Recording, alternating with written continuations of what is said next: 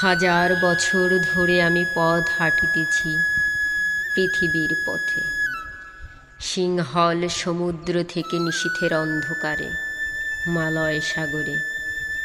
অনেক ঘুরেছি আমি বিম্বিসার অশোকের ধূসর জগতে, সেখানে ছিলাম আমি আরো দূর অন্ধকারে বিদর্ভ নগরে। আমি ক্লান্ত প্রাণ এক, চারিদিকে জীবনের সমুদ্র সফেন। আমারে দুদণ্ড শান্তি দিয়েছিল নাটোরের বনলতা সেন। চুল তার কবেকার অন্ধকার বিদিশার নিশা, মুখ তার শ্রাবস্তির কারুকার্য। অতি দূর সমুদ্রের পর হাল ভেঙে যে নাবিক হারায়েছে দিশা।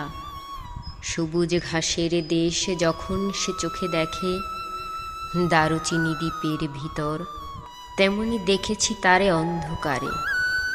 বলেছে সে, এতদিন কোথায় ছিলেন? পাখির নীড়ের মতো চোখ তুলে নাটোরের বনলতা সেন।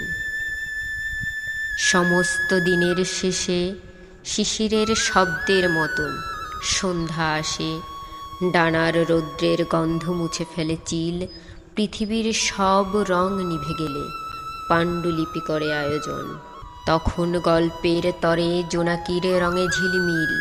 সব পাখি ঘরে আসে, সব নদী ফুরায় এ জীবনের সব লেনদেন। থাকে শুধু অন্ধকার, মুখোমুখি বসিবার বনলতা সেন। ধন্যবাদ।